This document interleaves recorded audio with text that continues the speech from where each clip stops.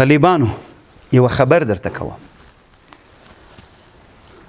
علمي خبرې دي. علمي خبرې طالبانو په سړي باندې لګيږي، ځکه چې تاسې ما مه ملامتوئ طالبانو، زه هم تاسې نه ملامتوم. تاسې ټول عمر په داسې جامعه کې تېر کړی، داسې جامعه کې مو تېر کړی چې د دې علومو سره خلاف. اوس چې یو دم څوک درته وایي یا ما ته زړه کې ګرځي چې دیموکرات به یا به وابي یا به پنجپیري، تاسې ته خو هرې خبرې پنجپیري وابۍ دي که نه.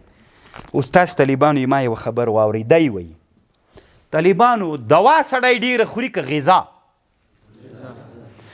که غذا سړی معتدله خوري هلاکیږي، او که دوا سړی هر وخت خوري مریض نه هر وخت دوا خوري، دا منئ؟ منئ؟ علامه طنطاوي وی رحمه الله، دی وایي دا علوم د شریعت چې دي طالبانو دا د دوا حیثیت لري، او علوم کونیه چې دي طالبانو دا د غذا حیثیت لري. د استیراد مه پې کوئ طالبانو، دا خبره واورئ طالبانو چې الله پاک دا کوم علوم د شریعت چې رالیږلي دي دا ټولې نسخې دي. ګوره د انسانانو د جوړښت دپاره چې انسانان له چا نه وساتي، له مرضونو نه که نه، کبر نه، له حسد نه، مونځ دا مونځ چې الله یو تشریعي حکم ده دا خپله د انسان د اصلاح دپاره ده. څومره عمیقه خبرې کړې طالبانو، تاسې په دې فکر وکئ. دی وایي علوم د شریعت دا ټول څوک دي؟ دا دوا ده، خو دوا خو کله کله پکارېږي. موږ ټول عمر اسلامي امت په چا کې تیر کړ؟ په دوا کې.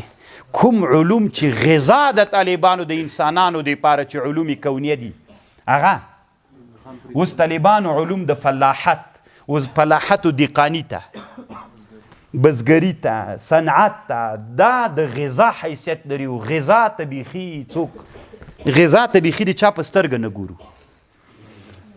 تاسې چې د ما د خبرې نه بیا غلط تعبیر ونه کوئ طالبانو، تاسې به وایي او هغه ته یې دوا ویلې دې ته یې غذا ویلې. زه نه وایم، طنطاوي وایي.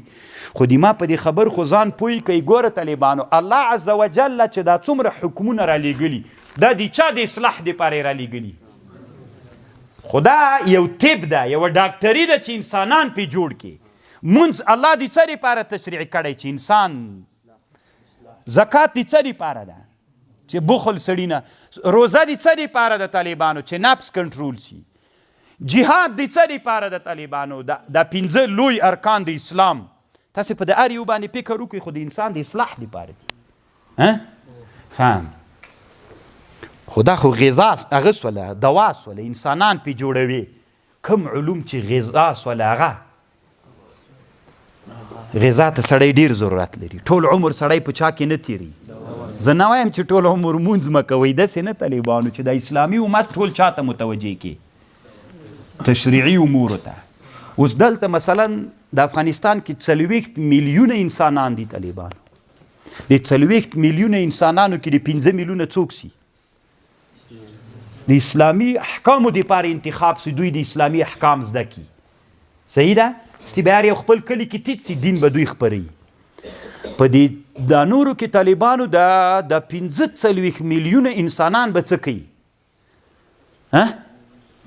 دوی د علوم کونیه دین پې زده که، دین ورسره ملګری که، نصاب ورته جوړ که چې دوی هم تر یو وخته پورې دین ووایي، پس له غنې علوم کونیه ورته که. د دې وطن ټول ضرورت ملا پورې تړلی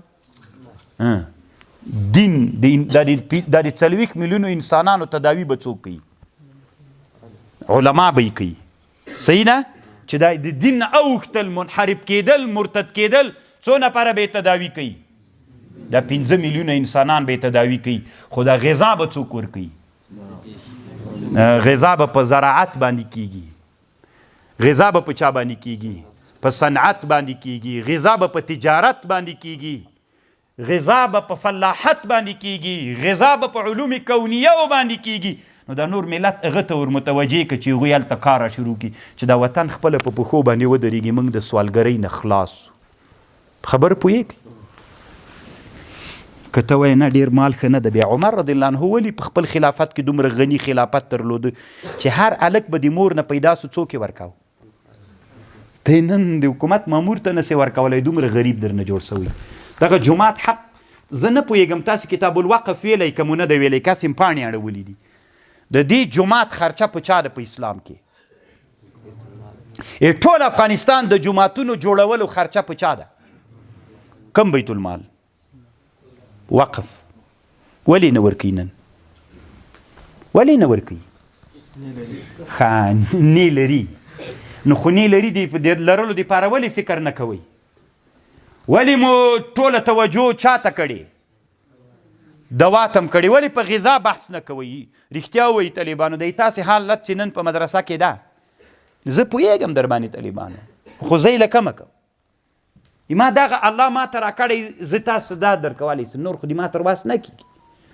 نو زه پوهېږم چاته ووایم دا چې په ټول افغانستان کې جوماتونه دي، د دې خرچه ولې د جوماتونو بحث چیرته ذکر کېږي؟ په فقه کې، په وقف کې. نو خو څوک یې ورکي؟ د اوقافو وزارت. ټول افغانستان جوماتونه دا پې حق ده، خو بودیجه کې څه شته؟ نو ښه ولې په غذا باندې بحث نه کوئ؟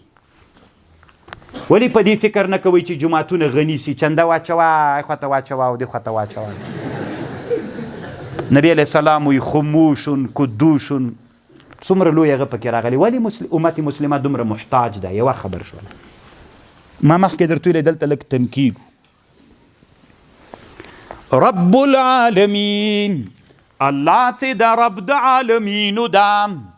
الله څه نادر تربیت کوي طالبانو، څه نادره تربیت کوي طالبانو. تاسې دا خبره اورېدلې ده، وایي کوم پټي کې چې یو شی ډېر وکرې بیا یې نه کوي، بیا بل شی پې کرې. خرما ونه د طالبانو ده، یو د خرما ونه راواخله، کجور او خرما پېژنئ که نه؟ دا دې چې په مځکه وکرله غټه سوله. دا د مځکې خاص مواد، د مځکې قوت، ریښې ځان ته راخلي. ریښو نه ډټ ته راځي، جذع ته، جذوع ته.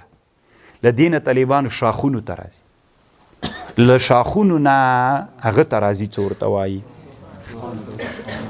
نه تاسې نه ده لیدلې. قنوه وښکالي ته راځي، له وښکال نه شمراخ ته راځي، خرما ته راورسېدله. هغه د مځکې کرا راغله هغه خرما طالبانو غټه سوله پې باندې، خو ټوله له چا نه وه؟ له مځکې نه وله. له مځکې نه طالبانو داسې قوت ادیتا پلار هم نسي راکولی. ته که دینر بچی سي، ګوره طالبانو الله عز وجل د مځکې د خاورې کې څه شی و؟ قوت یې چا ته راوړ؟ الله فیل ته، خرما تېر جوړ. دا اوس چې موږ ټول افغانان راجمع سو، طالبانو خاورې ومینځو راومینځو، هغه قوت یې نه راواخلو، خرما تېر جوړوی سو. خو الله عز وجل هماغه د مځکې قوت راواخیست، ریښو ته راغی، ونې ته راغی، خرما تېر جوړه سوله. مځکه کې خرما سته که نسته؟ مه وایئ چې نه. په مځکه کې خرما سته که نسته؟ بالقوه ده که بالفعل؟ الله چا ته راویستله؟ فعل ته راویستله. الله څوک ده؟ رب العالمین ده. ډېر نادر رب العالمین نه ده طالبان، بیخي ډېر نادر رب العالمین. رب العالمین الله تربیت کوي د عالم، داسې نادر تربیت کوي چې له خاورې نه خرما را جوړوي. که د ټولې دنیا ساینسدانان راټول سي او د دې خاورې نه هغه قوت چې د خرما په ونه کې ده، هغه قوت پسې سي او دوی راوباسي، نسي راویستلی. خپله لاره لري د خرما ونه کېږده، هغه ونې د ریښو په واسطه دا قوت راخلي، خرما تیر جوړیږي. مڼه راواخله، مندت یو زردالو، انار، ټول طالبانو په ټوله دنیا دی. انار په مځکه کې شته، د قندهار په ارغنداب مځکه کې هغه شته، انار په مځکه کې بالقوه شته. خو بالفعل که د ټولې دنیا ساینسدانان راجمع سي او د ارغنداب مځکه واړی راواړی، یو انار هم ولاکت یې راوباسي. خو کله چې ته هلته د انار بوټی کېږدې، بیا دا ونې کې هغه قوت راځي، ونې ته تیڅ دومره غټ انار پې راوځي او له ارغنداب نه بیا کابل ته هم راورسېږي.